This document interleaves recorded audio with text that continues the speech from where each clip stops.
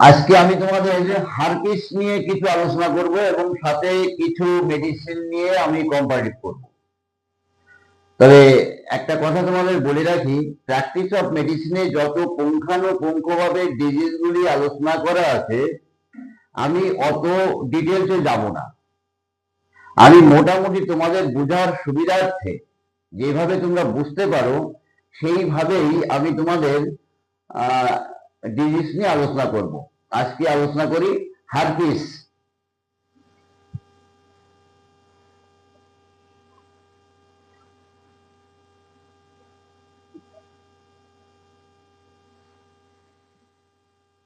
Herpes, তো herpes একটি Greek শব্দ। বাংলায় বলা হয় সুরসুর করা, সরসর করা, কুটকুট করা। এই অব্যক্ত যন্ত্রণা এবং ভাষাগুলি সাধারণত বাংলা অনুসারে বলা হয়, আর ইংরেজিতে বলা হয় হারপিস। যদিও আমরা ইংরেজি বলতে অভ্যস্ত আর সমাজে সেটাই চলে, জেনে রাখতে হবে এটা গ্রিক ভাষা।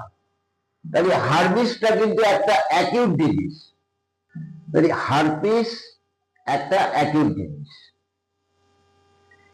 তার কারণ তরুণ রোগ হিসাবে একে আমরা গণ্য করি। এই ধরনের রোগগুলি কেস রেকর্ড করার সময় আমাদের জন্ম হিস্ট্রি, পাস্ট হিস্ট্রি, বংশ পরিচয় ইত্যাদিগুলি নেওয়ার খুব একটা প্রয়োজন পড়ে না। তরুণ রোগ চিকিৎসায় আমি তোমাদের এর আগে হয়তো বলেছিলাম, যদিও সেগুলি নিয়ে ভিডিও করা নেই। তরুণ রোগে কোন লক্ষণগুলিকে আমরা গুরুত্ব দিই, সেখানে আমরা বেশিরভাগই গুরুত্ব দিই রোগীর কষ্ট কোনগুলি, অর্থাৎ আত্ম অনুভূত কষ্ট কোনগুলি, কোন লক্ষণগুলি সে প্রকাশ করছে, আর তার মডালিটিসটা কি, আর এর সাথে অন্যান্য কোনো লক্ষণ আছে কিনা, এটা আমরা লক্ষ্য করি। তো হারপিস তোমরা কি করে চয়েস করবা? যদিও আমি তোমাদের রুগী আসলে দেখিয়ে দেবো, হারপিসের রুগী পেলে দেখিয়ে দেবো, কিন্তু তোমাদের নিয়ে তো সব দিন ক্লাস করা হয় না। দেখা গেল যেদিন তোমরা থাকলে সেদিন হয়তো হারপিসের পেশেন্ট আসলো না, তাহলে আমি তোমাদের দেখাতে পারি না। তবে এখানে আমি তোমাদের একটু বুঝিয়ে দেব এই হারপিসটা কেমন, আর হারপিসটা কয় শ্রেণীতে ভাগ করা যায়, কি কি ভাবে এর লক্ষণগুলি প্রকাশ পায়, কোথায় কোথায় প্রকাশ পায়, আর সর্বশেষে বলবো কোন কোন মেডিসিন আমাদের এই রোগে, এই রোগ চিকিৎসায় কাজে লাগে। তো এই হারপিসটা একটা প্রদাহিক পীড়া, ইনফ্লামেটরি ডিজিজ, অর্থাৎ প্রদাহযুক্ত রোগ। এই হারপিসের নাম শুনলে অ্যালোপ্যাথ ডাক্তারদের মনে ভয় শুরু হয় এবং রোগীদের মনেও ভয় শুরু হয়। যাই হোক, এই হারপিস সাধারণত আমরা লক্ষ্য করি একটা ফেসিয়াল, একটা মুখমণ্ডলে হয়। আমরা দুই তিন রকমের ভাগ পাই, কিন্তু তোমরা সবসময় খেয়াল করো, অত ডিটেলসে আমাদের যাওয়ার দরকার নেই। আমরা মুখমণ্ডলে একটা দেখতে পাই, আর মুখমণ্ডলের নিচের থেকে জননযন্ত্র পর্যন্ত দেখতে পাই। জননযন্ত্রের নিচে খুব কম হয়, এটা আমরা লক্ষ্য করি। যাই, এর প্রকারভেদের উপরে আমাদের ওষুধ নির্বাচন আলাদা বা কম বেশি হয় না। এইবার এই হারপিসটা কিভাবে আমি নির্বাচন করব, এটা হারপিস। দেখা গেল আমার মুখের ডান পাশে হলো, ঘাড়ে হলো, বুকে হলো, পাশরে হলো, পিঠে হলো, জননযন্ত্রে হলো, বা এইরকম আমাদের যে প্রকাশগুলি পাই, বা ওষ্ঠে হলো, সেখানে দেখা যায় কিভাবে প্রকাশ পায়। প্রথমে একটা জায়গা, বেশ খানিকটা জায়গা প্রবাহিত হয়, হালকা লাল হয়ে ওঠে এবং ওর মধ্যে টুকটুক করে, সুরসুর করে, কাটা ফোটার মতন অনুভূতি হয়, হুল ফুটার মতন যন্ত্রণা হয়, একটা বিরক্তিকর অব্যক্ত যন্ত্রণা। মানে রুগীটা কেমন ধরনের যন্ত্রণা হচ্ছে ঠিক ভালো করে বোঝাতে পারে না, খুব কষ্ট হয়, জ্বালা করে, নানান ধরনের কষ্ট অনুভূতি হয়। এই যে কষ্টটা অনুভূতি হচ্ছে, প্রথমে লাল হয়ে গেল, তারপরে এইরকম ভাবে ওর মধ্যে দিয়ে ইরাপশন বের হবে।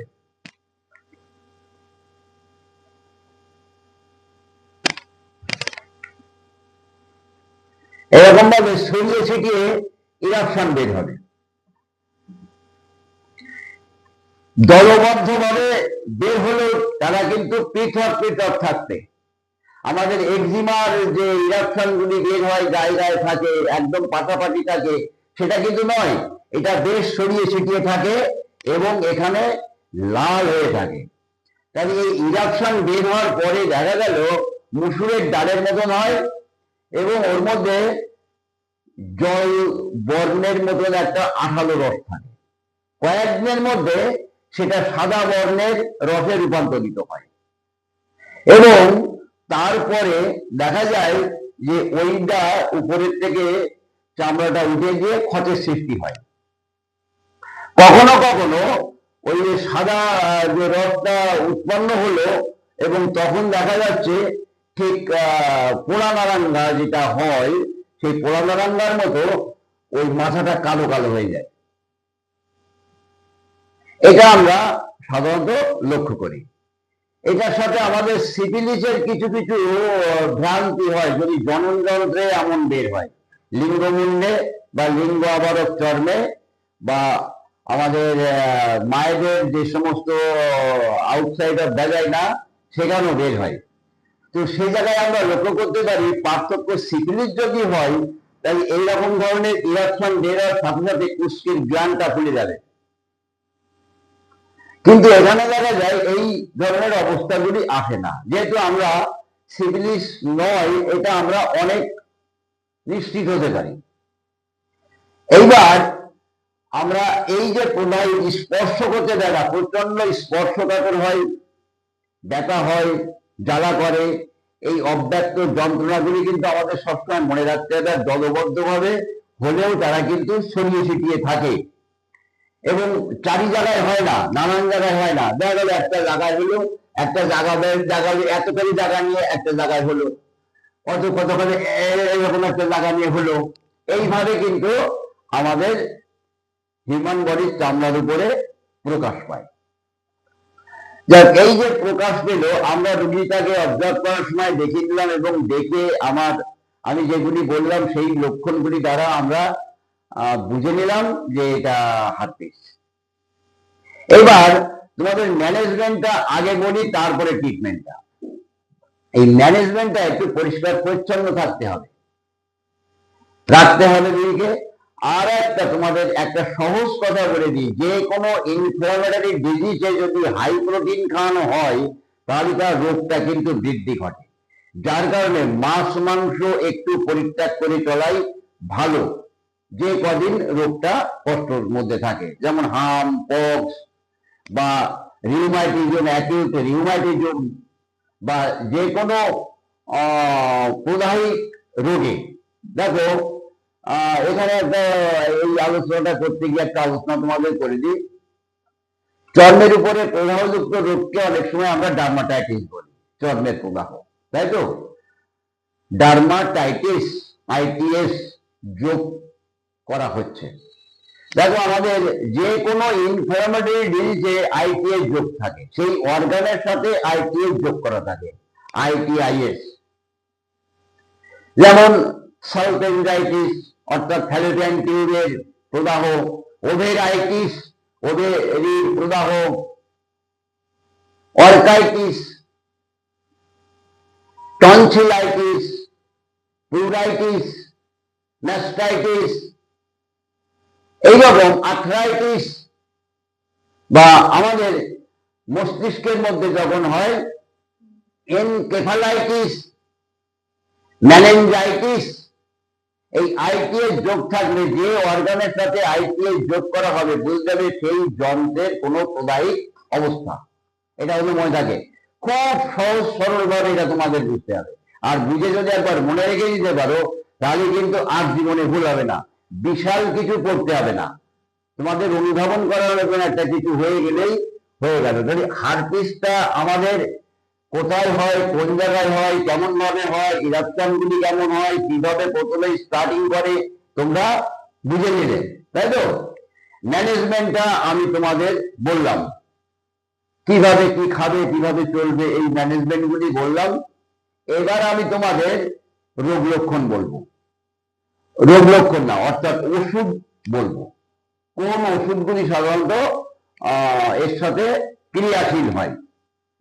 দেখো, অ্যাটিসমেল, ক্যানথাইরিস, রাস্টক্স, কি হয়ে গেল, অ্যাকোনাইট, ব্রেরুনা, অনেক সময় সালফার, হিপার সালফার, এই ওষুধগুলি কিন্তু বেশিরভাগই আমাদের কাজে লাগে। তাহলে এই ওষুধগুলির যে তুলনামূলক পার্থক্য, এইবার কিন্তু সেটা আমাদের আলোচনা করতে হবে। দেখা গেল যদি অ্যাকোনাইটের হয়, আমি তোমাদের অ্যাকোনাইট পড়িয়েছি, তাহলে হঠাৎ আক্রমণ, হঠাৎ প্রচন্ডতা এবং অস্থিরতা, ছটপটের মৃত্যু ভয়, প্রচুর পিপাসা, সাথে প্রবাহিত রোগের সাথে একটা টেম্পারেচার থাকতে, জ্বর থাকতে, সেই জ্বরটা বেশ উত্তাপ থাকতে, রোগীর মধ্যে একটা উদ্বিগ্ন এবং ভয়, বিশেষ কথা সেটা যেন তোমাদের মনে থাকে।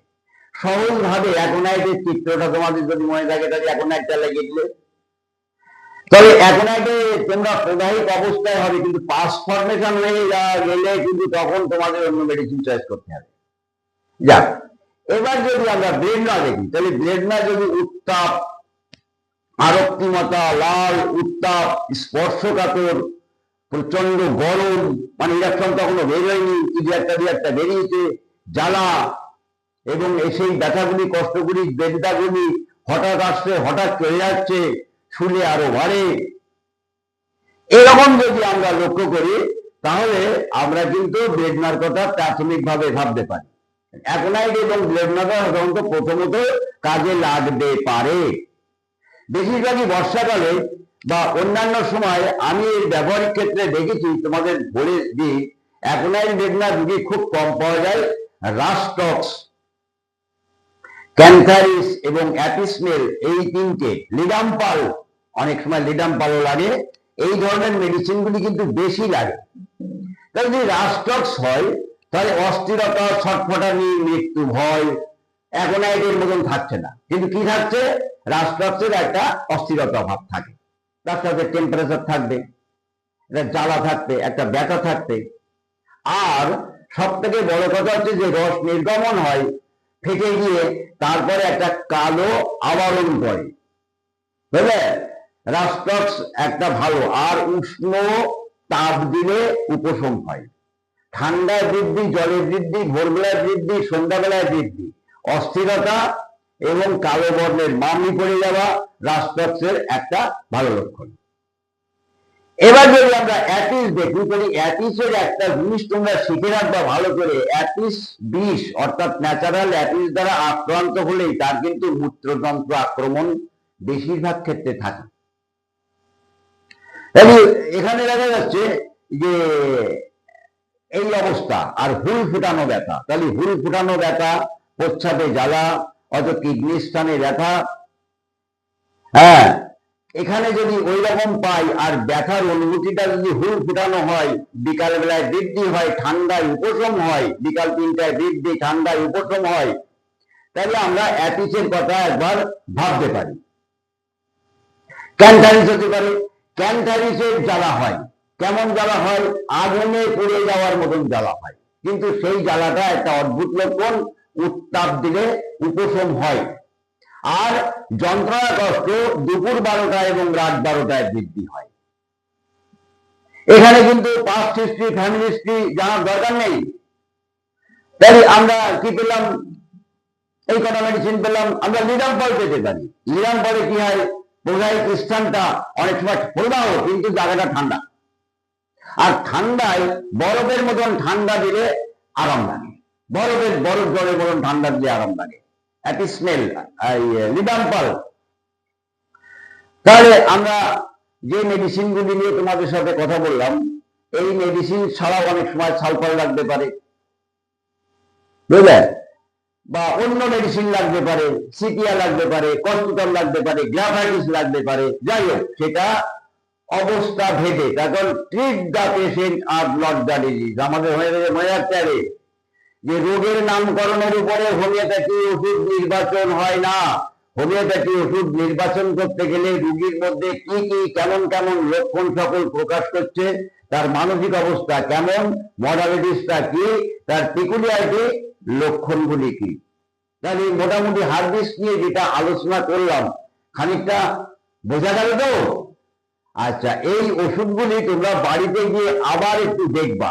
দেখো তোমাদের ওষুধের ক্যারেক্টারটা, প্রত্যেক ওষুধের ক্যারেক্টার 4-5-6 লাইনের মধ্যে তোমাদের মনোমধ্যে অঙ্কিত থাকতে হবে। যদি তার বেশ কিছু লক্ষণ কোনো রোগের সাথে মিলে যায়, তখন আরো এক্সট্রা লক্ষণগুলি তার মধ্যে আছে কিনা বা সুপ্ত অবস্থায় আছে কিনা জানার জন্য তখনই আমরা রোগীকে জিজ্ঞাসা করি আর কিছু আছে, আর কিছু কষ্ট হয়, ইত্যাদি ইত্যাদি। তবে এই ধরনের রোগে ওষুধের যে শক্তি নির্বাচন করতে হয়, সাধারণত 6-30-200 শক্তি যথেষ্ট, এবং দিনে 3-4বারই যথেষ্ট। তবে ক্যানথাইরিস দেওয়ার সময় কিন্তু তোমরা একটু সতর্ক থেকো।